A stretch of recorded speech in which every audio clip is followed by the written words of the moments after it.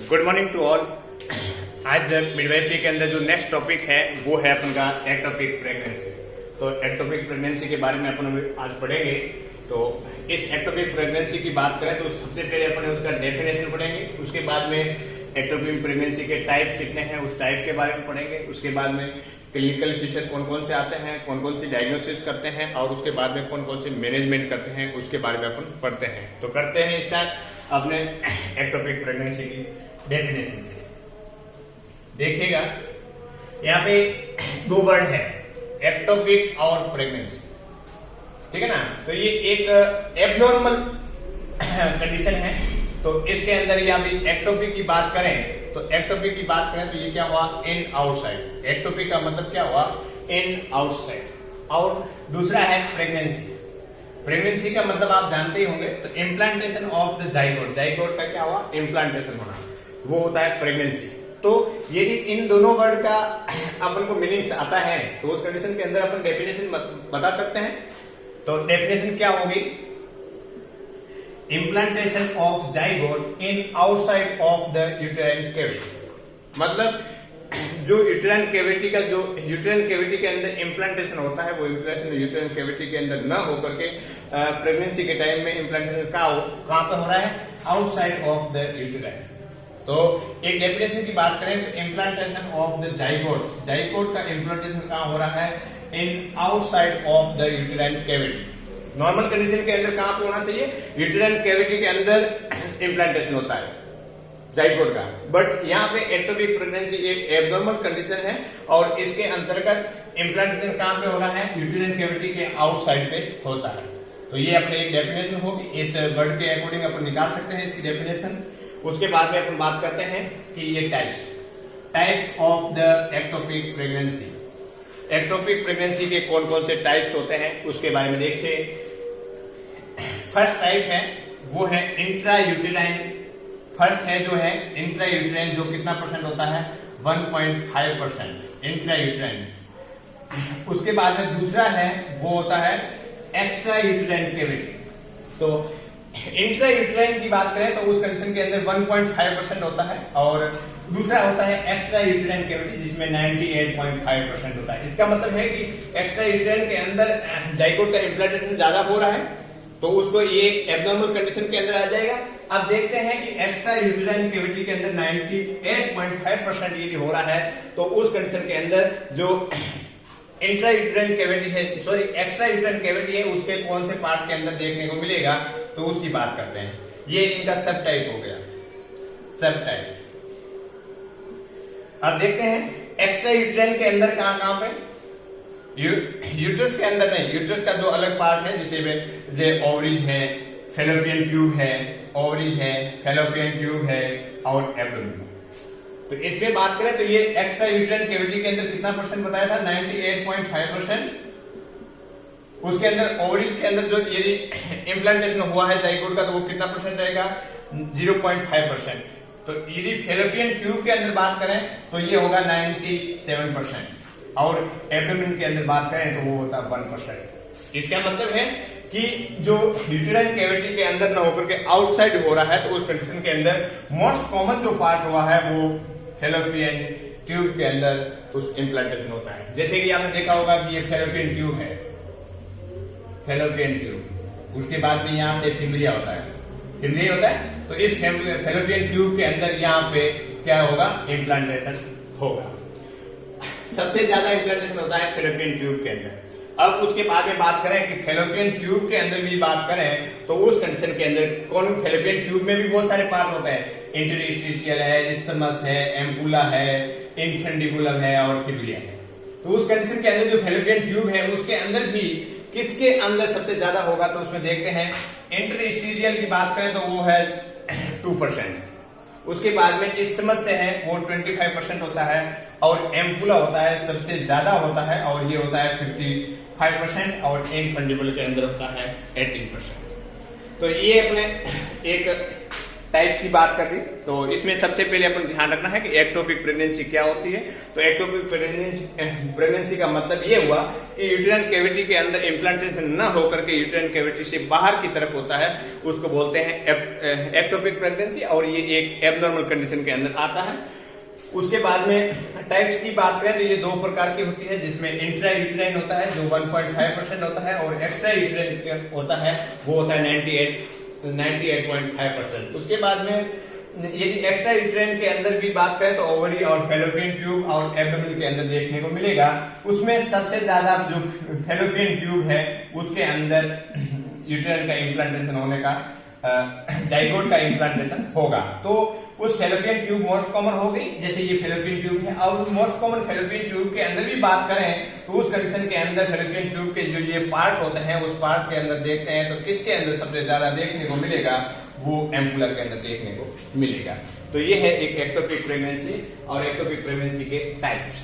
अब अपन पढ़ते हैं आगे ईटियोलॉजी, क्या क्या उसके ईटियोलॉजी है उसके बारे में अपन पढ़ते हैं। कौन कौन से कारण हैं कि इस कंडीशन के अंदर यहाँ पे एक्टोपिक प्रेगनेंसी देखने को मिलती है।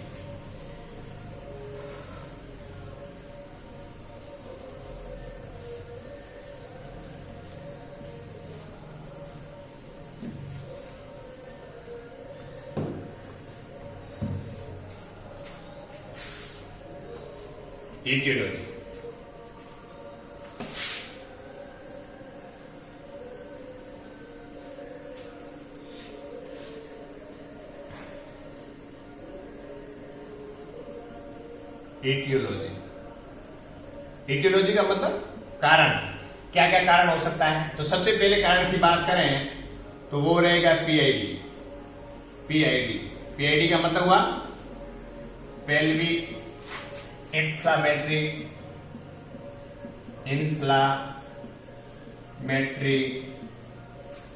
डिजीज। पेल्विक इंफ्लामेटरी डिजीज मतलब पेल्विक इंफ्लामेटरी डिजीज की वजह से भी हो सकता है। इसके अंदर बात करें तो एक पेल्विक इंफ्लामेटरी डिजीज किस कैजुटिव ऑर्गेनिज्म से होता है, तो कैजुटिव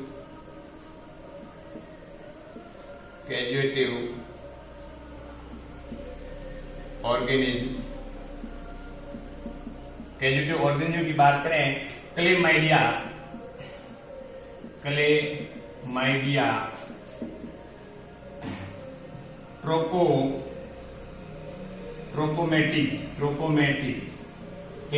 ट्रोपोमेटिस जो बैक्टीरिया होता है तो उसकी वजह से ये पेल्विक इंफ्लेमेटरी डिजीज होती है। और पेल्विक इंफ्लेमेटरी डिजीज के अंदर क्या क्या देखने को मिलेगा, सबसे पहले देखने को मिलेगा वो है मेट्राइटिस। उसके बाद में दूसरा देखने को मिलेगा सर्विसाइटिस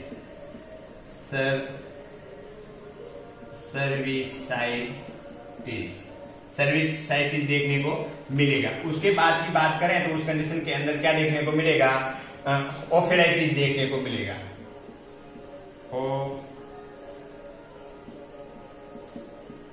ओफेराइटिस देखने को मिलेगा। साल्पिंजाइटिस देखने को मिलेगा। साल्पिंजाइटिस देखने को मिलेगा।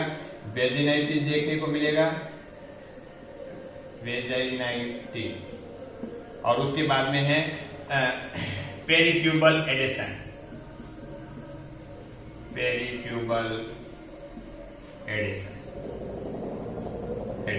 पेरिट्यूबल है उसके अंदर स्कार्प हो जाता है, एडिशन हो जाता है, उस कंडीशन के अंदर एक्टोपिक प्रेगनेंसी होने की संभावना रहती है। उसके बाद में बात करें एडवांस एज, उसके बाद में ये 1 नंबर का हो गया, ये 1, उसके बाद में 2 है एडवांस एज का मतलब हुआ कि एबो 35 ईयर। उसके बाद में है तीसरा हुआ है इंट्रा यूटेराइन कॉन्ट्रासेप्टिक जो डिवाइस यूज करते हैं, intra uterine contraceptive device use करते हैं तो उस कंडीशन के अंदर तो भी देखने को मिलेगा। उसके बाद में 4 है ART इसका फुल फॉर्म लिख लीजिएगा, इंट्रा यूटेराइन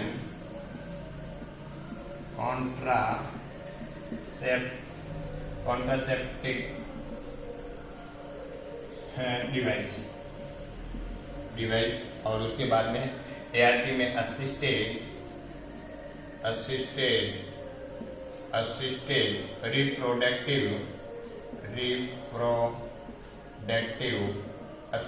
रिप्रोडक्टिव टेक्निक्स, ये इसके इटियोलॉजी रहेंगे। अब देखते हैं कि PID पेल्विक इन्फ्लेमेटरी डिजीज, और इस पेल्विक इन्फ्लेमेटरी डिजीज या पेल्विक के अंदर जो इन्फ्लेमेशन वाली जो डिजीज होती है वो कौन से कैजेटिव ऑर्गेनिज्म की वजह से होता है। तो उस कंडीशन के अंदर क्लेमाइडिया ट्रेपोमेटिस की वजह से होता है। और उस कंडीशन के अंदर कौन कौन से सिम्टम देखने को मिलेगा, क्लेमाइडियल ट्रेपोमेटिस इन्फेक्शन, है ना, इन्फेक्शन, इस इन्फेक्शन की वजह से मेट्राइटिस देखने को मिलेगा। मैंने आपको पहले भी बताया था कि जिस वर्ड के पीछे ITIS लगता है, ITIS, इसका मतलब क्या हुआ, इन्फ्लामेशन, इसका मतलब होता है इन्फ्लेमेशन। तो सब वर्ड के पीछे इन्फ्लेमेशन, जो ये ITIS लगा हुआ है, इसका मतलब हुआ है कि इनमें इन्फ्लेमेशन हुआ है, और उस कहां पे इन्फ्लेमेशन हुआ है उसके बारे में देखते हैं। मेट्राइटिस का मतलब हुआ है इन्फ्लेमेशन ऑफ यूटरस। यूटरस के अंदर क्या हुआ, इन्फ्लेमेशन हुआ है। इसके अंदर क्या हुआ, इन्फ्लेमेशन ऑफ सर्विक्स। उसके बाद में है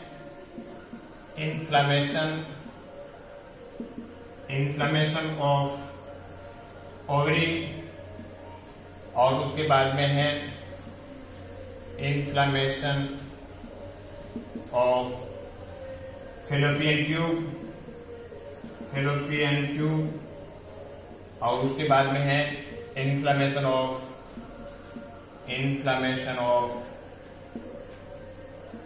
वेजाइना। तो उसके बाद में यहाँ पे लिखा हुआ है पेरीट्यूबल एडेशन। इसमें क्या होता है कि जो ट्यूब का नेरो हो जाता है, ठीक है ना, पेरीट्यूबल एडिशन के अंदर क्या होता है, ट्यूब नेरो हो जाती है, नेरो, ठीक है ना। मान लीजिए पेरीट्यूबल एडिशन के अंदर मैं देख लूं, क्या माना है कि ये फेलोपियन ट्यूब है। तो उस फेलोपियन ट्यूब के अंदर क्या है कि यहाँ पे पार्ट क्या हुआ है, नेरो हो गया है। तो नेरो हो गया है, तो यहाँ से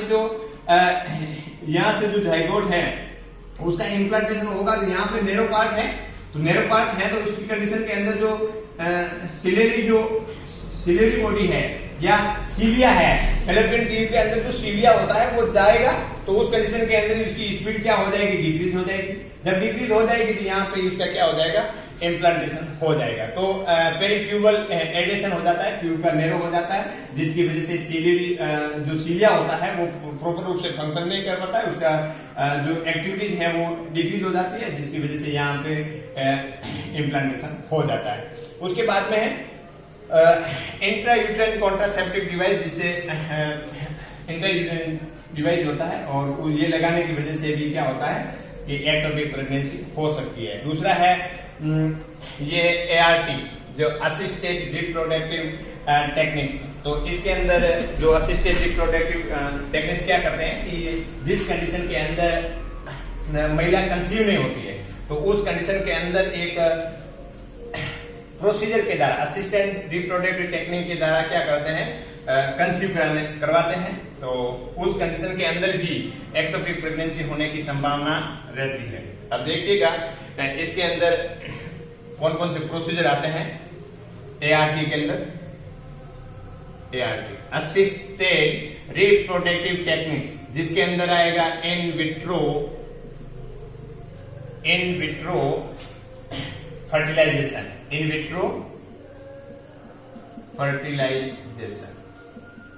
आपने देखा होगा IVF करवाते हैं। तो IVF करवाते हैं, तो उस कंडीशन के अंदर इन विट्रो फर्टिलाइजेशन प्रोसीजर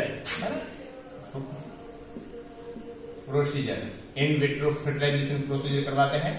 तो उस कंडीशन के अंदर भी एक्टोपिक प्रेगनेंसी होने की चांसेस रहते हैं। तो उसके अंदर जो कि क्या रहेगा, कौन कौन से GIFT ये प्रोसीज करते हैं, gamete intra fallopian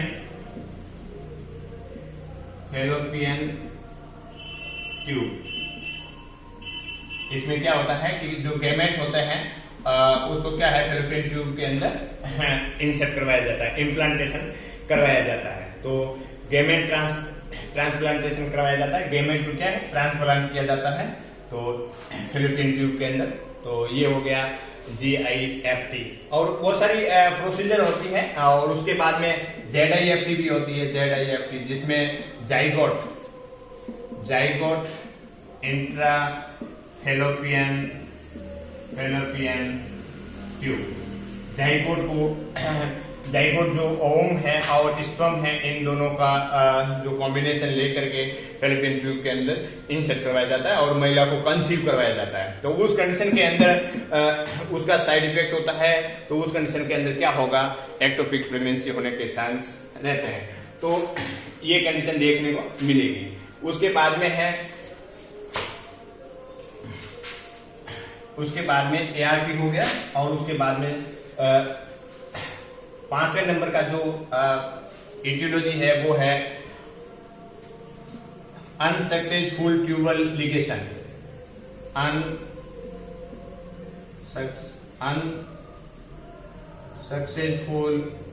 unsuccessful tubal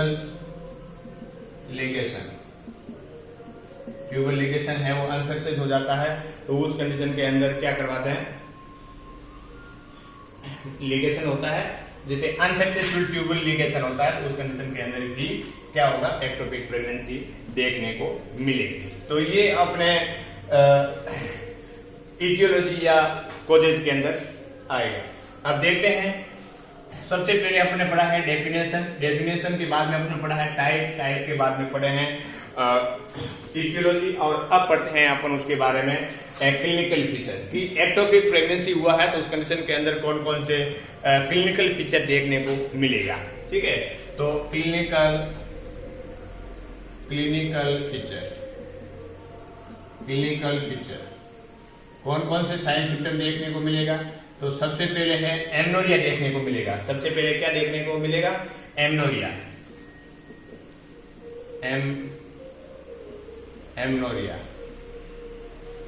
देखने को मिलेगा। उस कंडीशन के अंदर उस पर्सन को क्या मिलेगा, एब्डोमिनल पेन देखने को मिलेगा। एब्डोमिनल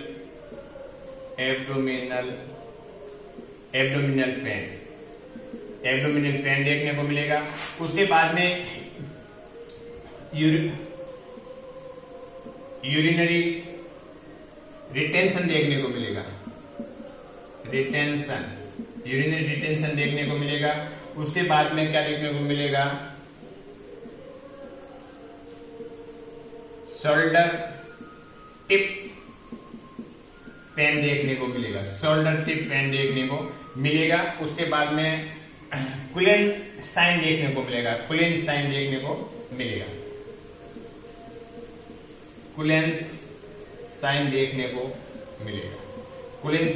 को मिलेगा। और उस कंडीशन के अंदर नोजिया वॉमिटिंग भी हो सकती है। नोजिया एंड वॉमिटिंग देखने को मिल सकती है। तो ये जो एक क्लिनिकल फीचर की बात करें तो ये देखने को मिलेगा। अब देखते हैं कि एक्टोपिक प्रेगनेंसी हुए है तो इस एक्टोपिक प्रेगनेंसी के दौरान 75% होता है तो उस कंडीशन के अंदर क्या देख रहे हो, एमनोरिया देखने को मिलेगा। 75% है एमनोरिया देखने को मिलेगा। 6 to 8 वीक वो क्या रहेगा, एमनोरिया क्या रहेगा, प्रेजेंट रहेगा। ठीक है। उसके बाद में एब्डोमिनल पेन देखने को मिलेगा। और एब्डोमिनल पेन देखने को मिलेगा। 7वें नंबर पे रहेगा वेजाइनल ब्लीडिंग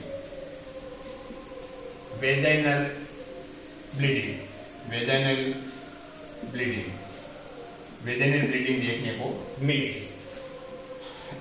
एब्डोमिनल पेन देखने को मिलेगा। यूरिनरी रिटेंशन देखने को मिलेगा। उस कंडीशन के अंदर शोल्डर टिप पेन देखने को मिलेगा। अब देखिएगा शोल्डर टिप पेन एक रेफर्ड पेन देखने को मिलेगा। रेफर्ड पेन देखने को मिलेगा। रेफर्ड पेन डायफ्रामेटिक इरिटेशन की वजह से होता है, जिसके अंदर क्या होगा, हिमोपेरिटोनियम रहेगा, ठीक है ना।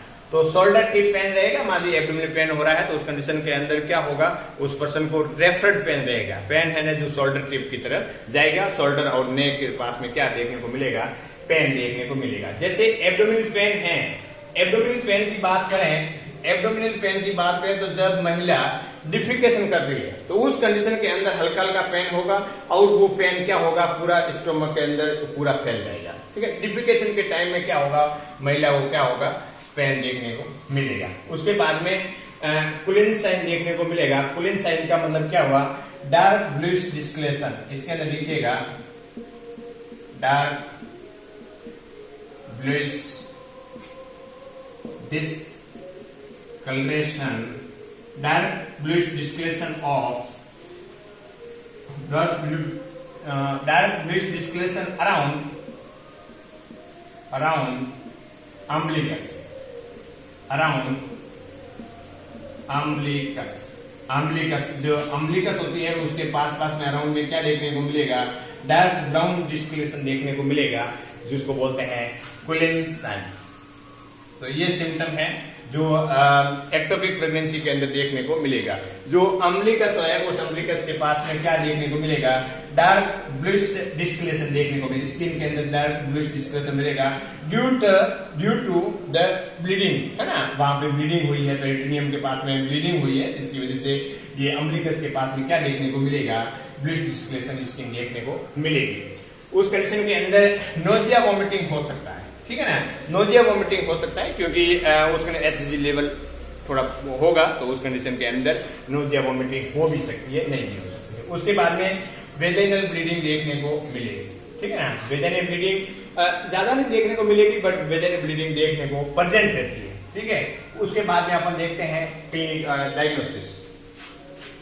ये साइन सिम्टम होगा, साइन सिम्टम कंप्लीट हो गए। अब हम पढ़ते हैं कौन कौन से डायग्नोसिस करेंगे या कैसे अपन फाइंड आउट कर पाएंगे कि उसको एक्टोपिक प्रेगनेंसी है। सबसे पहले एक्टोपिक प्रेगनेंसी की बात करें उस पर्सन का फिजिकल एग्जामिनेशन करेंगे नहीं करेंगे,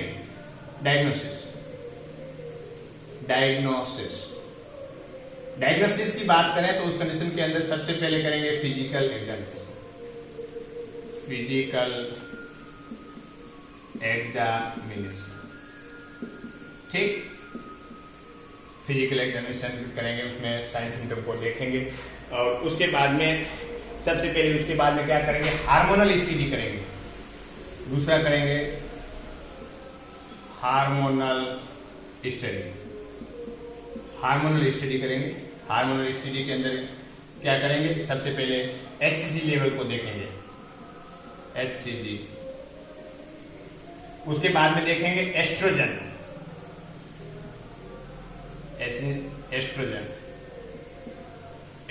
देखेंगे, उसका लेवल देखेंगे। उसके बाद में प्रोजेस्टेरॉन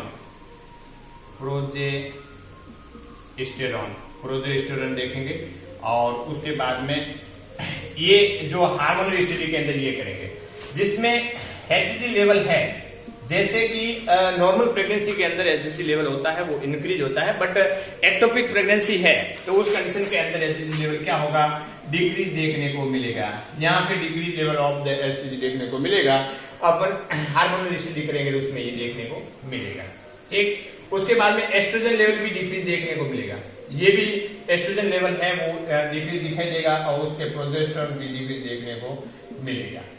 उस कंडीशन के अंदर दूसरा जो एग्जामिनेशन करते हैं, पहले हो गया फिजिकल एग्जामिनेशन, दूसरा हो गया हार्मोनल स्टडी। उसके बाद में तीसरी बात करें तो no increase uterine height, no increase uterine height. Uterine height increase नहीं होगा, क्यों नहीं होगा, क्योंकि यूट्रस के अंदर प्रोडक्ट है भी नहीं, वो कहाँ है, यूट्रस के आउटसाइड के अंदर है। तो उस कंडीशन के अंदर इसकी हाइट क्या देखने को मिलेगी, डिक्रीज देखने को मिलेगी। इससे भी अपन डायग्नोसिस कर सकते हैं। उसके बाद में है कल्डोसेंटेसिस करेंगे, उसके बाद में करेंगे कल्डोसेंटेसिस। चौथे नंबर पे है कल्डोसेंटेसिस,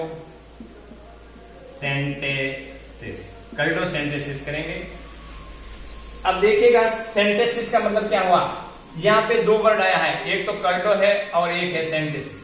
सेंटेसिस का मतलब होता है एस्पिरेशन, एस्पिरेशन, एस्पिरेशन का मतलब एस्पिरेट करना। और उसके बाद में है कल्डो, कल्डो का मतलब है pouch of Douglas, pouch of Douglas, pouch of Douglas, DOUGLES, pouch of Douglas, pouch of डॉगल्स।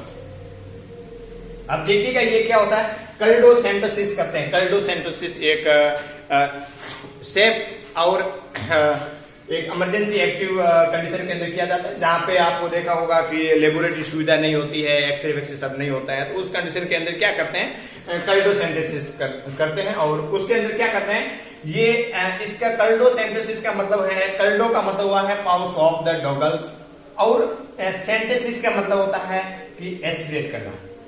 ठीक है, जैसे एमनियोसेंटेसिस, तो एमनियोटिक फ्लूइड को क्या करना है, एस्पिरेट करना है, वहां से निकालना है। तो उसी प्रकार से कल्डोसेंटेसिस के अंदर क्या होता है वो अपन देखते हैं। देखिएगा यहां पे बात करते हैं कल्डोसेंटेसिस।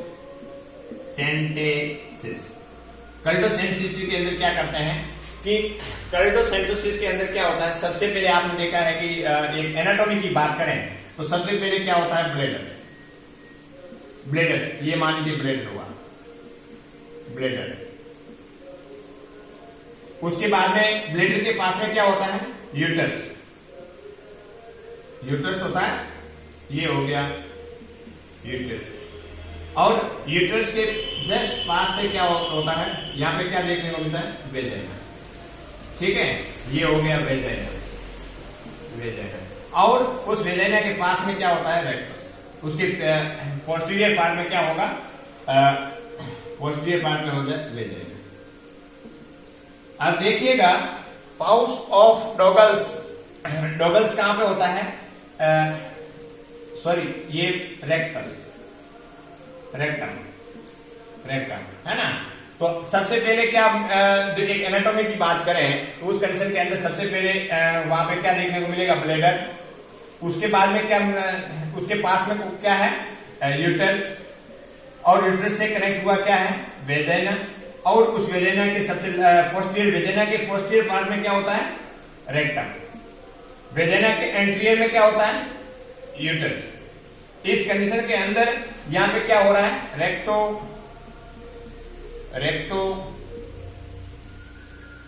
Uterine, recto uterine pouch. यहां पे क्या होता है कि यहां पे देखिएगा, यहां पे एक रेक्टो यूटेराइन पाउच का फॉर्मेशन होता है, या यहां पे रेक्टो यूटेराइन होता है, एक पाउच बना हुआ होता है। ठीक है, अब देखिए कल्डोसेंटेसिस के अंदर अपन क्या करते हैं कि एक एनाटॉमी की बात की, उस कंडीशन के अंदर सबसे पहले ब्लेडर आता है। उस कंडीशन के बाद में ब्लेडर के पास में जो सटा हुआ रहता है वो रहेगा यूटरस, यूटरस के पास में जस्ट पास में रहेगा वो रहेगा वेजाइना। और वेजाइना के पोस्टीरियर में क्या रहेगा, रेक्टम रहेगा। तो इस वेजाइना के, और ये है यूटरस है और ये है रेक्टम, तो इन दोनों के बीच में यहाँ पे एक पाउच बना हुआ रहता है जिसको बोलते हैं रेक्टो यूटेराइन पाउच। अब देखते हो यहाँ पे क्या करेंगे कि यहाँ पे कल्डोसेंटेसिस करते हैं। सेंटोसिस का मतलब यहाँ पे हुआ एस्पिरेट करते हैं। तो एक स्टेराइल नीडल लेंगे और उस नीडल के थ्रू यहाँ पे क्या करेंगे, एस्पिरेट करने के लिए एक नीडल है वो इंसर्ट करेंगे। 18 नंबर का गेज का नीडल आता है, GAUG, 18 नंबर का जो गेज का एक नीडल लेंगे और उस नीडल से लेकर के यहाँ पे क्या करेंगे, इंसर्ट करेंगे। और यहाँ पे जो ये पाउच बना हुआ है रेक्टो यूटेराइन जो पाउच है, उस पाउच से अपन क्या करेंगे, फ्लूइड का एस्पिरेट करेंगे। यदि इस फ्लूइड के अंदर ब्लड आ रहा है, यदि इस फ्लूइड के अंदर ब्लड आ रहा है तो ये पॉजिटिव हो गया, पॉजिटिव डायग्नोसिस हो गया। यदि फ्लूइड के अंदर ब्लड आ रहा है, इसका मतलब है कि कोई ट्यूब रप्चर हुई है और उस ट्यूबल रप्चर होने की वजह से वहां से ब्लड आया है और उस पाउच के अंदर मिल गया है, उस पाउच के अंदर मिल गया है। और जैसे अपने फ्लूइडोसेंट्रोसिस जो प्रोसीजर करते हैं उस कंडीशन के अंदर एस्पिरेट करेंगे, एस्पिरेट करने के अंदर उस फ्लूइड के साथ में यदि ब्लड आ रहा है तो ये है कि पॉजिटिव एक्टोपिक प्रेगनेंसी हो सकती है। यदि उस कंडीशन के अंदर फ्लूइडोसेंट्रोसिस करते हैं और उस कंडीशन के अंदर यदि फ्लूइड आ रहा है, उसके अंदर ब्लड नहीं आ रहा है, तो उस कंडीशन के अपन बोल सकते हैं कि यहाँ पे एक्टोपिक प्रेगनेंसी की संभावना नहीं है। तो ये होता है क्लैडोसेंट्रोसिस। मेरे हिसाब से अभी आपको समझ में आ गया होगा। उसके बाद में करते हैं यूएसजी, अल्ट्रासोनोग्राफी करते हैं। अल्ट्रासोनोग्राफी से देखते हैं कि प्रोडक्ट यूटेराइन के किस जगह पे है, बाहर है, अंदर है, ठीक है ना। तो उसके अकॉर्डिंग अपन परसेंटेज की बात कर सकते हैं कि ये यहाँ पे है, ये इस पार्ट के अंदर इम्प्लांटेशन हुआ है, जाइगोट का इम्प्लांटेशन हुआ है। उसके बाद में करेंगे यूएसजी। यूएसजी से देखेंगे प्रोडक्ट है, प्रोडक्ट का पोजीशन देखेंगे कि आउट है या इन है ना। तो एक अल्ट्रासाउंड करेंगे और ये अपन के हो गया डायग्नोसिस। अब देखते हैं टर्मिनेशन ऑफ प्रेगनेंसी।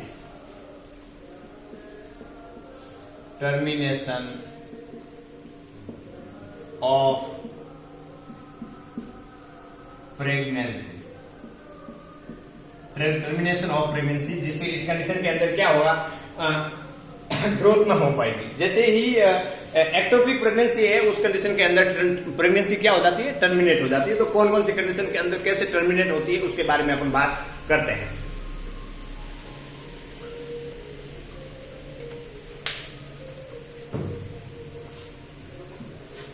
उसके सबसे पहले टर्मिनेशन ऑफ प्रेगनेंसी के अंदर क्या आएगा, ट्यूबल एबॉर्शन रहेगा, ट्यूबल एबॉर्शन। दूसरा है ट्यूबल मोल, और उसके बाद में तीसरा है tubal rupture. Tubal rupture, tubal क्या हो गए, रप्चर। अब देखिएगा ट्यूबल एबॉर्शन, इस ट्यूबल एबॉर्शन का मतलब क्या हुआ कि ये फेलोपियन ट्यूब है, ये फेलोपियन ट्यूब है, यहां पे फिम्ब्रिया है, ये फिम्ब्रिया है। और उस कंडीशन के अंदर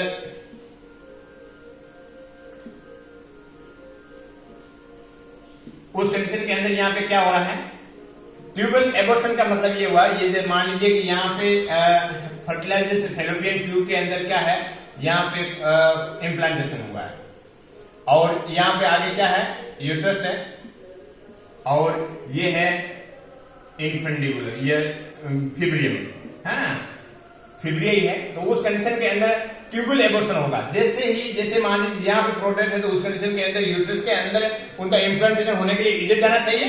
तो उस कंडीशन के अंदर क्या होता है कि एक्टोपिक प्रेगनेंसी के अंदर ट्यूबल एबॉर्शन होने का चांस रहते हैं, और यहाँ से जो फेलोपियन ट्यूब है, यहाँ से प्रोडक्ट यहाँ से होते हुए फिम्ब्रिया के अंदर आ जाएगा। फिम्ब्रिया के अंदर से पेरिनियम कैविटी के अंदर जो है प्रोडक्ट है वो चला जाएगा, है ना, या ब्लड है तो वहां पे पेरिनियम कैविटी है, वहां पे चला जाएगा। या जहां पे अपन बात किया था क्लैडोसेंट्रोसिस के अंदर, वहां ब्लड का फॉर्मेशन यहाँ से ऐसे वहां पे देखने को मिलेगा। तो इस कंडीशन के अंदर यहाँ से जाएगा। तो जैसे फेलोपियन ट्यूब के अंदर यहाँ पे है, तो उस कंडीशन के अंदर प्रोडक्ट है, तो उस कंडीशन के अंदर आप यहाँ पे यूट्राइन कैविटी के अंदर जाना चाहिए, तो वो ना जाकर के क्या है, यहाँ पे एबॉर्शन हो जाता है, और वो यहाँ इसके विपरीत जाता है, और फिम्ब्रियन से होते हुए पेरिनियम कैविटी के अंदर जाएगा, और वहां पे ब्लड देखने को मिलेगा। ठीक। उसके बाद में दूसरा है ट्यूबल मोल। ट्यूबल मोल के अंदर क्या होता है कि ये जो सेपरेशन होता है, यहां से जो प्रोडक्ट होता है वो सेपरेशन होता है, और उसके सेपरेशन होने के बाद में ये भी इस फिब्रियन के साथ में जाएगा, और उसके बाद में ट्यूबल रप्चर हो जाएगी। ठीक है ना, फेलोपियन ट्यूब है तो उस ट्यूबल का तीसरा क्या है, रप्चर हो जाएगा। रप्चर क्यों होगा कि ये फेलोपियन ट्यूब है, इस फेलोपियन ट्यूब के यहाँ पे प्रोडक्ट है, और उस प्रोडक्ट का अंदर यहाँ पे जैसे ग्रोथ करेगा तो उस कंडीशन के अंदर ट्यूब है वो क्या हो जाएगी, रप्चर हो जाएगी, फट जाएगी। ठीक है, तो ये टर्मिनेशन ऑफ प्रेगनेंसी है। और अब अपन बात करते हैं मैनेजमेंट। मैनेजमेंट सबसे इंपॉर्टेंट है कि इस कंडीशन के अंदर कौन कौन सा मैनेजमेंट अपन करेंगे एक्टोपिक प्रेगनेंसी के अंदर।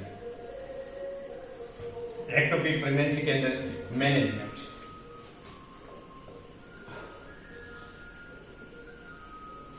Management of ectopic pregnancy. Ectopic pregnancy के अंदर कौन कौन सा मैनेजमेंट करेंगे? तो मैनेजमेंट की बात करें तो उस कंडीशन के अंदर 3 प्रकार का मैनेजमेंट करेंगे अपन। सबसे पहले करेंगे सर्जिकल मैनेजमेंट। सबसे पहले सर्जिकल या मेडिकल मैनेजमेंट। दूसरा करेंगे सर्जिकल मैनेजमेंट। उसके बाद में तीसरा क्या करेंगे? Nursing management. NURSING nursing management. ये 3 मैनेजमेंट उस पर्सन के करेंगे। नर्सिंग मैनेजमेंट के अंदर प्री ऑपरेटिव एंड दूसरा है पोस्ट ऑपरेटिव।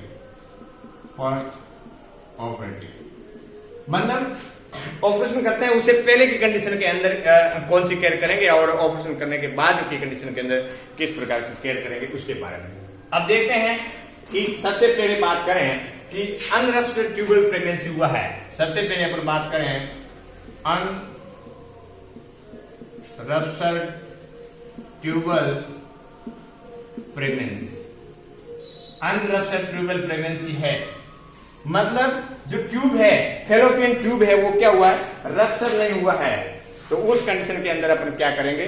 और यदि रप्चर हो गई है, फेलोपियन ट्यूब फट गई है, तो उस कंडीशन के अंदर कौन सा ट्रीटमेंट करेंगे उसके बारे में अपन पढ़ते हैं।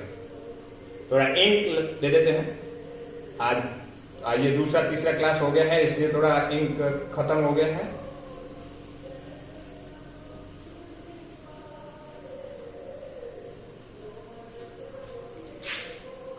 मौसम बहुत ठंडा है, बारिश हो रही है बाहर।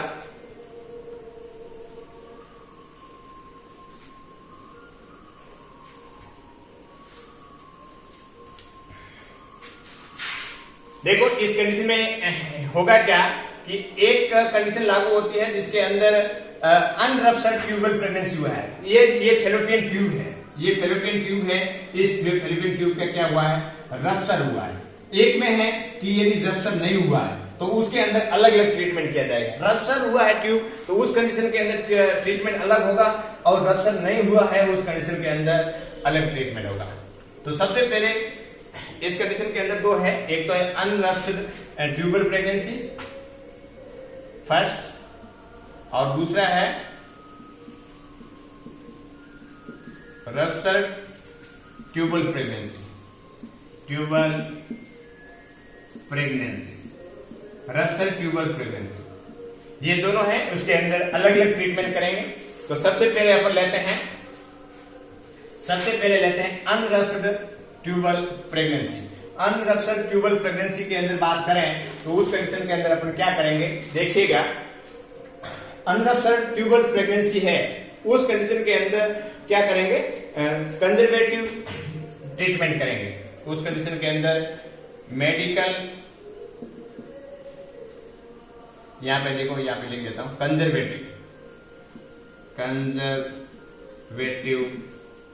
Conservative management. कंजर्वेटिव मैनेजमेंट करेंगे। कंजर्वेटिव मैनेजमेंट के अंदर पहले क्या आएगा? Surgical management. एक आएगा सर्जिकल मैनेजमेंट, एक आएगा मेडिकल मैनेजमेंट। सबसे पहले अब लेते हैं मेडिकल मैनेजमेंट। कंजर्वेटिव मैनेजमेंट की बात करें तो मेडिकल कंजर्वेटिव मैनेजमेंट, और दूसरा है सर्जिकल कंजर्वेटिव मैनेजमेंट। अब देखते हैं मेडिकल मैनेजमेंट का मतलब क्या हुआ? मेडिसिन देंगे। और सर्जिकल कंजर्वेटिव मैनेजमेंट का मतलब क्या हुआ कि वहां पे सर्जरी करेंगे। और किस कंडीशन के अंदर? अनरप्चर्ड ट्यूबल प्रेगनेंसी, रप्चर नहीं हुआ है, उस ट्यूब का फटा नहीं है, तो उस कंडीशन के अंदर ये कंजर्वेटिव मैनेजमेंट करेंगे। एक मेडिकल मैनेजमेंट है। अब मेडिकल मैनेजमेंट के अंदर कौन कौन सी दवाई देंगे? वो देंगे अपन सबसे पहले देंगे मेथोट्रेक्जेट। ट्रैकजेट, मेथड ट्रैकजेट देंगे, MTX मेथड ट्रैकजेट देंगे। 3 मोस्ट इंपोर्टेंट दवाई देंगे। फर्स्ट है मेथड ट्रैकजेट और उसके बाद में दूसरा है प्रोस्टाग्लैंडिन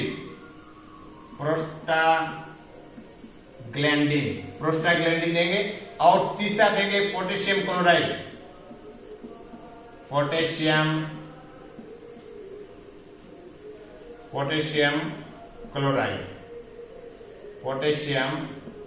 क्लोराइड, ये देंगे।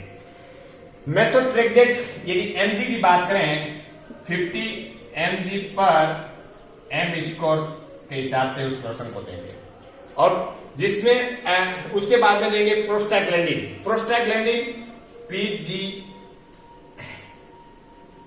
PG alpha 2, prostaglandin PGF2 alpha, ये प्रोस्टाग्लैंडिन देंगे। मैंने आपको मिडवाइफ के अंदर वहां पे मेडिसिन के बारे में पढ़ाया था कि इस प्रोस्टाग्लैंडिन F2 का मतलब या कहां पे ये एक्शन करता है, ठीक है। उसके बाद में ये है पोटेशियम क्लोराइड, ये देंगे। उसके बाद में अपन बात करते हैं सर्जिकल मैनेजमेंट की बात, ठीक है। अब मेडिकल मैनेजमेंट की बात के अंदर 3 दवाइयां मोस्ट रूप से देते हैं, उसके ध्यान रखना है। एक देते हैं MTX जिसको बोलते हैं मेथड ट्रैकजेट 50 mg /m स्कोर। उसके बाद में देंगे प्रोस्टाग्लैंडिन जिसको बोलते हैं PGF2 अल्फा। उसके बाद में देंगे पोटेशियम क्लोराइड देंगे, ठीक है। उसके बाद में करते हैं ये मेडिकल मैनेजमेंट कंजर्वेटिव हो गया अनरप्चर्ड ट्यूबल प्रेगनेंसी का। अब देखते हैं अनरप्चर्ड ट्यूबल प्रेगनेंसी का जो सर्जिकल मैनेजमेंट क्या करेंगे उसके बारे में। समझ में आ रहा है सब लोगों को? सर्जिकल मैनेजमेंट के अंदर सबसे पहले क्या करेंगे, साल्पिंगोस्टोमी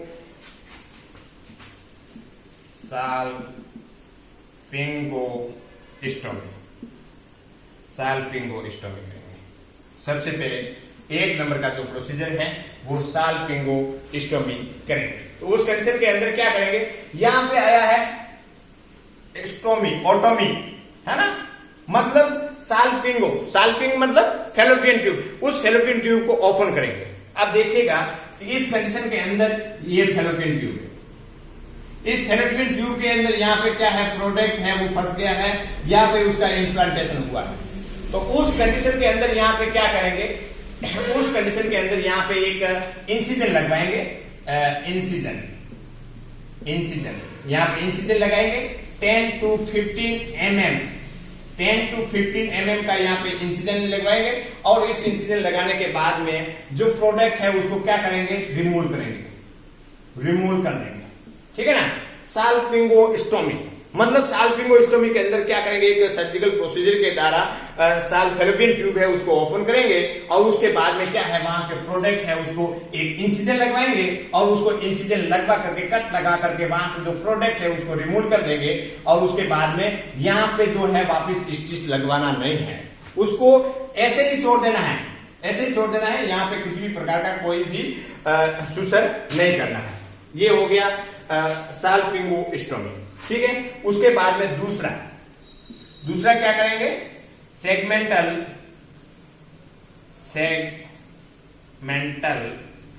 रिसेक्शन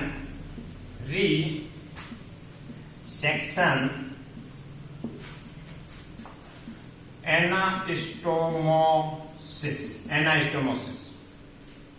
सेगमेंटल रिसेक्शन एनास्टोमोसिस करेंगे। इस कंडीशन के अंदर क्या करते हैं, देखिएगा इस कंडीशन के अंदर एक ये मान लीजिए ये फेलोपियन ट्यूब है, ठीक, ये फिम्ब्रिया है और ये आपने यूट्रस आ जाएगा, ठीक है, ये फेलोपियन ट्यूब है। उस कंडीशन के अंदर रिसेक्शन करेंगे कि मान लीजिए यहाँ पे इस्टमस के अंदर यहाँ पे प्रोडक्ट का है वो यहाँ पे इम्प्लांटेशन हुआ है, तो उस कंडीशन के अंदर क्या करेंगे, वहां से अपना कट करेंगे और कट करने के बाद यह एनास्टोमोसिस है, मतलब एंड टू एंड पार्ट है, एंड टू एंड पार्ट है एनास्टोमोसिस, मतलब दोनों पार्ट को, जैसे कोई प्रोडक्ट है यहां से अपने क्या किया है उसको रिमूव कर दिया है। रिमूव करने के बाद में यहाँ पे क्या कर दिया है, एनास्टोमोसिस किया है, मतलब दोनों आर्टरी या दोनों ऑर्गन के पार्ट को क्या कर दिया है, जोड़ दिया है। तो उसको बोलते हैं सेगमेंटल रिसेक्शन एनास्टोमोसिस। ये करेंगे। उस कंडीशन के अंदर तीसरा जो प्रोडक्ट है, तीसरा जो सर्जिकल प्रोसीजर है वो है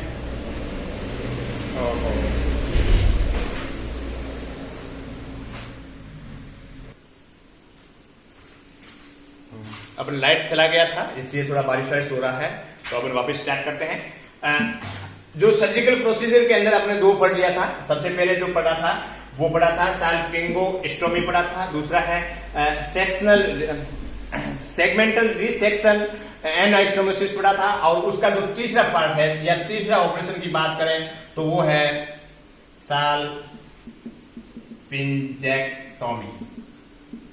साल्पिंजेक्टोमी मतलब यहां पे एक्टोमी आया है, साल्पिंजेक्टोमी मतलब मैं हम बोलता हूं कि कोई भी प्रोसीजर या कोई भी वर्ड के पीछे के पार्ट में यदि एक्टोमी आया है, एक्टोमी, तो उसका मतलब क्या हुआ, रिमूव करना, रिमूवल कोई भी ऑर्गन। जैसे साल्पिंगेक्टोमी, साल्पिंगेक्टोमी इसका मतलब क्या हुआ, फेलोपियन ट्यूब, और फेलोपियन ट्यूब को क्या करना है, रिमूव करना है। तो वहां से फेलोपियन ट्यूब को क्या करना है, निकाल देना है, ठीक है। तो उसके बाद में यदि ओटोमी आता है, ओटोमी आता है तो मतलब ओपन करना, ऑर्गन को है ओपन करना है। जैसे ओपन किया, ओपन कर वहां से प्रोडक्ट को रिमूव कर दिया। यहाँ पे साल्पिंगेक्टोमी मतलब उस फेलोपियन ट्यूब बहुत रप्चर हो गई है, बहुत डैमेज हो गई है, उसके अंदर इन्फेक्शन हो गया है, वो फट गई है, उस कंडीशन के अंदर उसको फेलोपियन ट्यूब को क्या करेंगे, निकालेंगे, रिमूव करेंगे। तो तीसरा जो सर्जिकल प्रोसीजर है वो है साल्पिंगेक्टोमी, ठीक है। उसके बाद में है ये अनरप्चर्ड ट्यूबल प्रेगनेंसी हुई थी, उस कंडीशन की अपन बात कर रहे हैं।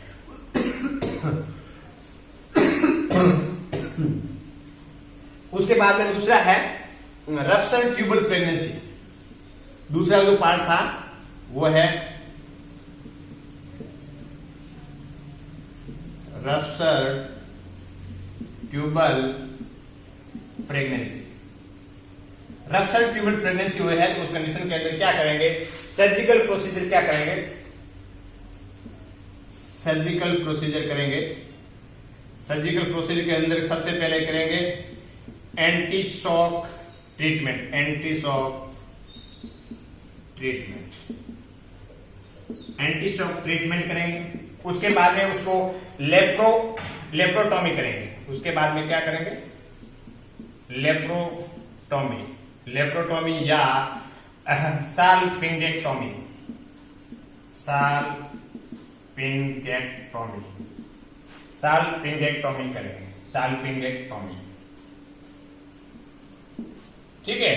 और अब देखो इसमें क्या करते हैं कि रप्चर्ड ट्यूब हुआ है, ट्यूब क्या हुआ है, फट गया है, रप्चर हुआ है। उस कंडीशन के अंदर ये तो इमरजेंसी कंडीशन हो गई।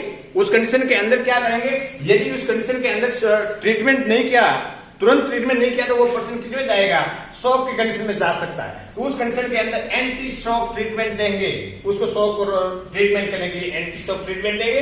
उसके बाद में लेप्रोटॉमी करेंगे या साल्पिंगेक्टोमी करेंगे। लेप्रोटॉमी का मतलब इसमें क्या करेंगे, एब्डोमिनल वाल्व है, एब्डोमिनल वाल्व पे क्या करेंगे, जो अफेक्टेड पार्ट है।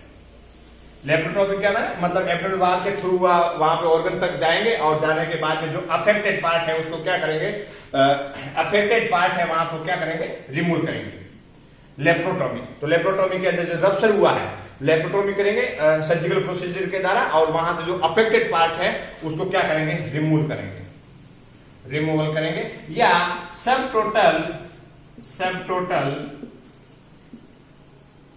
हिस्टेरेक्टोमी, सब टोटल ये हिस्टेरेक्टोमी मतलब जो फेलोपियन ट्यूब है उस कंडीशन के अंदर कौन सा पार्ट अफेक्ट हुआ है, तो उसको सब टोटल मतलब आधा जो पार्ट अफेक्ट हुआ है उसको क्या करेंगे, रिमूव कर देंगे, ठीक है। उस कंडीशन के अंदर या साल्पिंजेक्टोमी है ना, removal of the fallopian tube.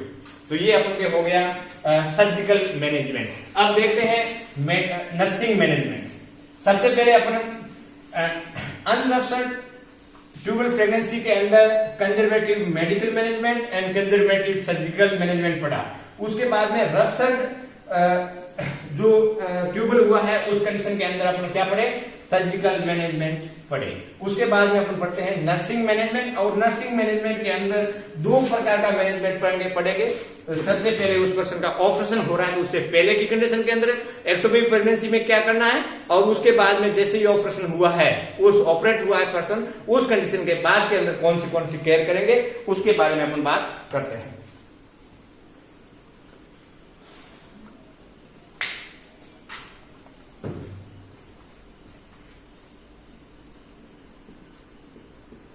Nursing management. Nursing management के अंदर सबसे हैं प्री ऑपरेटिव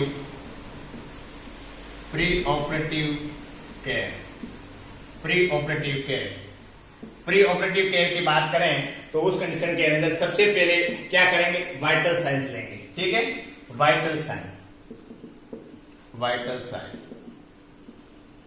साइंस लेंगे, जनरल हिस्ट्री एंड एग्जामिनेशन करेंगे।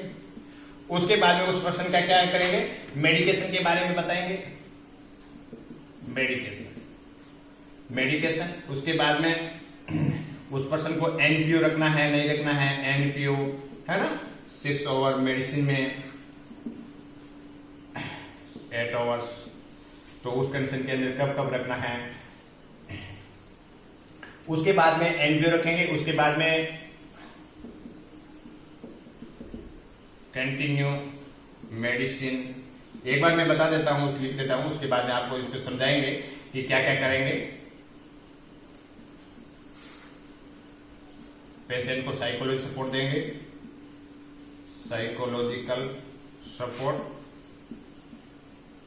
उस कंडीशन के अंदर एक जो आईडी टैग लगा हुआ था, आईडी टैग। उसके बाद में ब्लड सैंपल, अपन उस पर्सन का क्या लेंगे, ब्लड सैंपल। यदि हिस्टोलॉजिकल टेस्ट।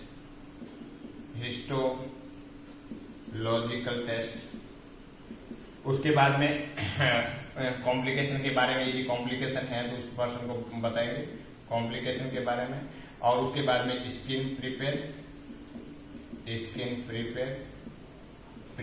उसके बाद में उस पर्सन को क्या देंगे, एनीमा देंगे। एनीमा के बाद में कैथेटराइजेशन, और उसके बाद में कैथेटराइजेशन करने के बाद में पेशेंट को कॉन्सेप्ट, रिटन कॉन्सेप्ट,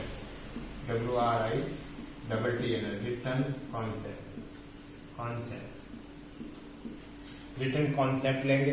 तो ये कंडीशन के अंदर पोस्ट ऑपरेटिव केयर के अंदर करेंगे। अब देखिएगा कि नर्सिंग मैनेजमेंट की बात करें तो उस कंडीशन के अंदर दो प्रकार का इसमें मैनेजमेंट करेंगे। सबसे पहले है प्री ऑपरेटिव मैनेजमेंट। सबसे अपने क्लिनिकल मैनिफेस्टेशन देख लिया, एटियोलॉजी देख लिए, उसके बाद डायग्नोसिस कर दिया और कंफर्म हो गए कि उसको क्या है, एक्टोपिक प्रेगनेंसी। तो एक्टोपिक प्रेगनेंसी है तो उस कंडीशन के अंदर सर्जिकल प्रोसीजर की जरूरत है। तो उस कंडीशन के अंदर सर्जिकल प्रोसीजर की जरूरत है तो उस कंडीशन के अंदर अपन क्या करेंगे, नर्सिंग मैनेजमेंट में प्री ऑपरेटिव केयर करेंगे। तो उस कंडीशन के अंदर सबसे पहले प्री ऑपरेटिव केयर की बात करें तो उस कंडीशन के अंदर उस पर्सन का क्या लेंगे, वाइटल साइंस लेंगे। वाइटल साइंस की में इसमें temperature, pulse, respiration and blood pressure उसका चेक करेंगे। उस कंडीशन के अंदर उस पर्सन का जनरल हिस्ट्री एंड एग्जामिनेशन करेंगे। यदि पर्सन मेडिसिन ले रहा है, यदि कोई मेडिसिन ले रहा है और उसको ऑपरेशन होने वाला है तो उस कंडीशन के अंदर उस पर्सन को बोलेंगे कि आपको 6 घंटे से पहले, जो जैसे ऑपरेशन हो रहा है, ऑपरेशन के 6 घंटे पहले उस मेडिसिन को बंद कर देना है। और जैसे ही आपका ऑपरेशन हो जाएगा उस कंडीशन के बाद में वापस वो मेडिसिन है वो आप कंटिन्यू कर सकते हैं। ठीक है। उसके बाद में एनपीओ रखना है पेशेंट को, एनपीओ नथिंग बाय माउथ। यदि ऑपरेशन हो रहा है उस ऑपरेशन पहले उस अपन पर्सन को बताएंगे। एक नर्स का एक रेस्पॉन्सिबिलिटी होती है कि उस नर्स को, पेशेंट को बताएंगे कि आपको 8 घंटे पहले कुछ नहीं लेना है। यदि कल ऑपरेशन हो रहा है तो उस कंडीशन के अंदर मिडनाइट, मतलब रात को 12 बजे के बाद में मुंह से कुछ नहीं लेना है। उस कंडीशन के अंदर जो मेडिसिन चल रहा था उस कंडीशन के अंदर यदि बाद में पहले मेडिसिन 6 घंटे पहले रोका था तो उस कंडीशन के अंदर उस बाद में मेडिसिन कंटिन्यू कर सकते हैं। बहुत सारा डाउट होता है उस पर्सन को कि क्या होगा क्या नहीं होगा, तो उस कंडीशन के अंदर सारे डाउट को क्लियर करना है। उसके गार्जियन है, उसके रिलेटिव है, उसको बताना है कि अब ऐसा होता है, ऐसा करेंगे, ऐसे करेंगे, तो सारे डाउट है उसको क्लियर करना है। एंजाइटी कम हो जाएगी उस कंडीशन के अंदर पेशेंट को प्रोवाइड द साइकोलॉजी सपोर्ट। एक नर्स की महत्वपूर्ण रेस्पॉन्सिबिलिटी होती है उस पर्सन को साइकोलॉजी सपोर्ट देना है। उसके बाद में जो ऑपरेशन हो रहा है तो उस ऑपरेशन होने में क्या करेंगे, एक पर्सन को आईडी टैग लगेंगे। इस आईडी टैग के अंदर क्या क्या रहेगा, पेशेंट का नेम रहेगा, उस पेशेंट का जेंडर रहेगा, एज रहेगा, रजिस्ट्रेशन नंबर रहेंगे, ठीक है, ताकि उस पर्सन को आइडेंटिफाई कर सके कि ये पेशेंट, हाँ उसको एक्टोपिक प्रेगनेंसी वाला है, ये इस बेड पे है या इस बेड पे। बहुत सारे पेशेंट होते हैं, कंफ्यूजन होने के चांस रहता है। उस कंडीशन के अंदर ऑपरेशन हो रहा है तो उस कंडीशन के अंदर क्या करेंगे, एक आईडी टैग लगा के रखेंगे। उस कंडीशन के अंदर पर्सन का ब्लड सैंपल भेजना है तो ब्लड सैंपल भेजेंगे, हिस्टोलॉजिकल टेस्ट करना है तो हिस्टोलॉजिकल टेस्ट के लिए भी भेजेंगे। उस कंडीशन के अंदर यदि एक्टोपिक प्रेगनेंसी के बाद में होने वाली कॉम्प्लिकेशन के बारे में बताना है कि इस कंडीशन के अंदर आपको ये हो सकता है, इस कंडीशन के अंदर आपको ये हो सकता है, इसलिए घबराने की जरूरत नहीं है। यदि नहीं बताया तो उस कंडीशन के अंदर ऑपरेशन होने के बाद में जो कॉम्प्लिकेशन होगा उस कॉम्प्लिकेशन की वजह से पर्सन घबरा जाएगा। तो कॉम्प्लिकेशन कौन कौन सी होती है उसके बारे में उस पर्सन को पहले से ही बता देना ताकि वो घबराए नहीं, डरे नहीं। उस कंडीशन के अंदर सबसे पहले स्किन केयर करेंगे, जैसे कि सर्जिकल प्रोसीजर कर रहे हैं, लेप्रोस्कोपी कर रहे हैं, ठीक है ना, तो उस कंडीशन के अंदर स्किन प्रिपेयर करेंगे, ठीक है ना, तो एंटीसेप्टिक सॉल्यूशन से उसको स्किन को केयर करेंगे, उसको हेयर को रिमूव करेंगे। उस कंडीशन के अंदर उस पर्सन को बोवेल एम्प्टी करेंगे, बोवेल को एम्प्टी करेंगे। क्यों कि उस कंडीशन के अंदर जब सर्जरी हो रही है उस सर्जरी से पहले बोवेल को एम्प्टी करना बहुत जरूरी है, ठीक है। तो उस कंडीशन के अंदर उस पर्सन को बोलेंगे कि स्टूल पास करने के लिए, डिफिकेशन करने के लिए बोलेंगे। यदि वो कर लेता है तो ठीक है, वो अपने आप कर लेता है तो ठीक है, नहीं तो उस कंडीशन के अंदर क्या देंगे, एनिमा देंगे, ठीक है।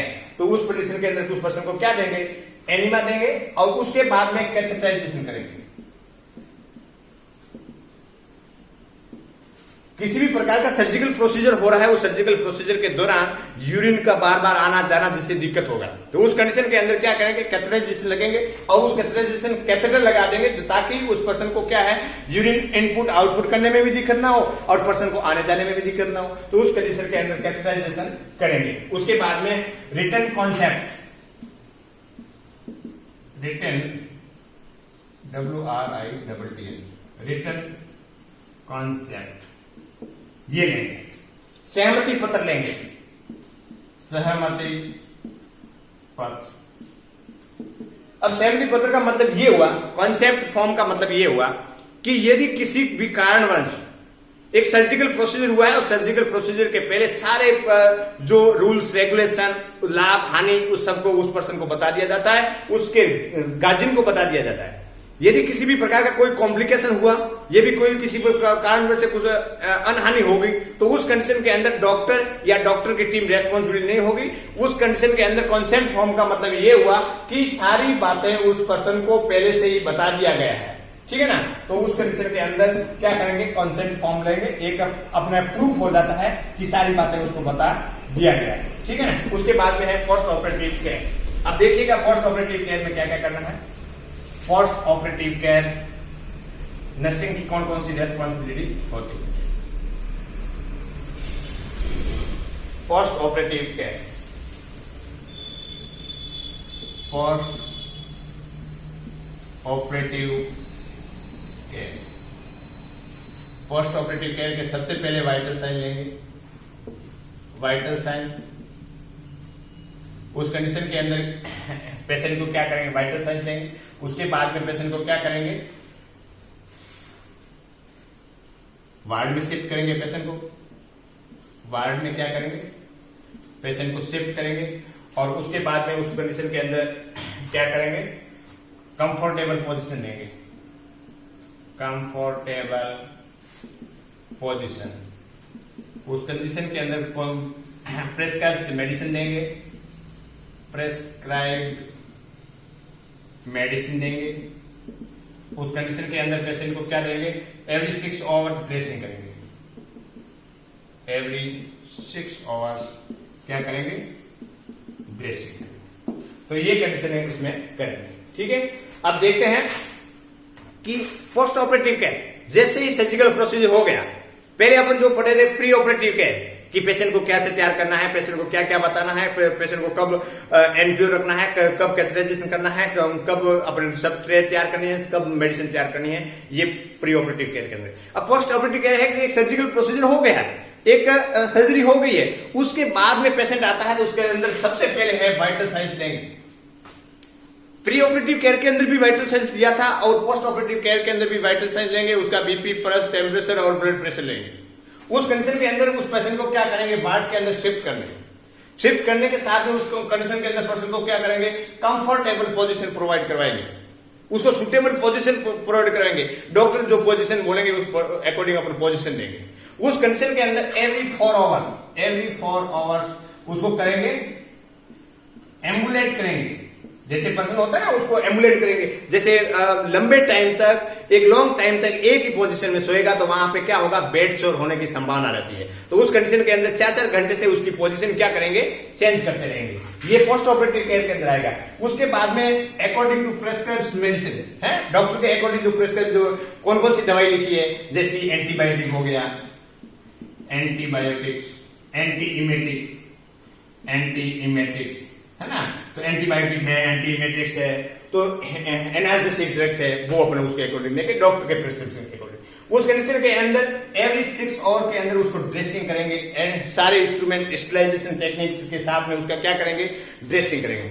इंस्ट्रूमेंट एसेप्टिक टेक्निक का यूज करेंगे, सारे इंस्ट्रूमेंट अच्छे तरह से रहेंगे। उसके बाद में क्या करेंगे, कोई भी ड्रेसिंग करने से पहले आप बिफोर एंड आफ्टर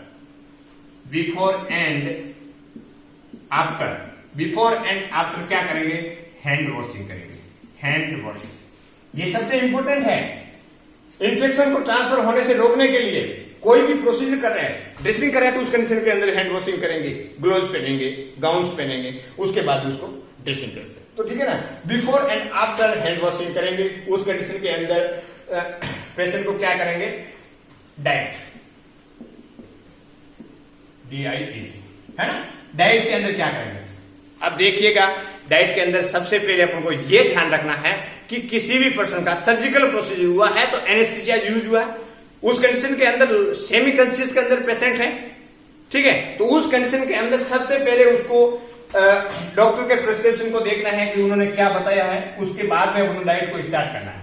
अब देखिएगा, डाइट के अंदर सबसे पहले वोवेल साउंड को देखना है, वोवेल साउंड, ये वोवेल साउंड आ रहा है अच्छे तरह से, तो उसको देखना है। उसके बाद में क्या करेंगे, लिक्विड डाइट, उसके बाद में सेमी सॉलिड और उसके बाद में सॉलिड डाइट है ना। तो उस कंडीशन के अंदर डाइट की बात करें, सबसे लिक्विड डाइट सबसे पहले देना है, मतलब पानी देना है, ठीक है। ये थोड़ा सा पानी दे दिया, उस कंडीशन के अंदर बाद में थोड़ा सा चाय पिला दिया, चाय के साथ में बिस्किट दे दिया, तो सबसे पहले लिक्विड देना है, ऐसा नहीं सॉलिड उसको स्टार्ट कर दिया। यदि सॉलिड स्टार्ट करेंगे तो उस कंडीशन के अंदर एनेस्थीसिया का इफेक्ट यदि नहीं गया है, उस कंडीशन के अंदर क्या होगा, वॉमिटिंग होने के चांसेस रहते हैं। तो उस कंडीशन के अंदर सबसे पहले उसको पानी पिलाएंगे, उस कंडीशन के अंदर बाद में थोड़ा चाय के साथ में बिस्किट देंगे, उसके बाद में सेमी सॉलिड डाइट देंगे और उसके बाद में क्या करेंगे, सॉलिड डाइट देंगे। उस कंडीशन के बाद में डॉक्यूमेंटेशन, सबसे लास्ट में क्या करेंगे, डॉक्यूमेंटेशन करेंगे। Record and report is very important in the care of the patient. तो डॉक्यूमेंटेशन करेंगे, तो डॉक्यूमेंटेशन के अंदर क्या है, जितना कौन कौन सा केयर किया है, कब कब ड्रेसिंग किया है, कौन कौन सा इंजेक्शन लगवाया है, सारा डॉक्यूमेंटेशन होना चाहिए, सारा रिकॉर्ड होना चाहिए। तो ये सब प्री ऑपरेटिव और पोस्ट ऑपरेटिव केयर के बारे में है। तो ये अपन का हो गया एक्टोपिक प्रेगनेंसी। तो एक्टोपिक प्रेगनेंसी के अंदर सबसे पहले अपने डेफिनेशन पढ़ी, डेफिनेशन के बाद में उसके टाइप्स पढ़े, टाइप्स के बाद में उनके इटियोलॉजी के बारे में डिस्कशन किया, और उसके बाद में क्लिनिकल फीचर के बारे में डिस्कशन किया, और उसके बाद में उसका डायग्नोसिस किया, और डायग्नोसिस के बाद में क्या किया, मैनेजमेंट एक सर्जिकल मैनेजमेंट और एक मेडिकल मैनेजमेंट और एक जो है नर्सिंग मैनेजमेंट की बात किया, ठीक है। तो उसके नर्सिंग मैनेजमेंट के अंदर प्री ऑपरेटिव केयर के बारे में बात किया और पोस्ट ऑपरेटिव केयर के बारे में बात किया। तो धन्यवाद, बने रहिए मेरे साथ।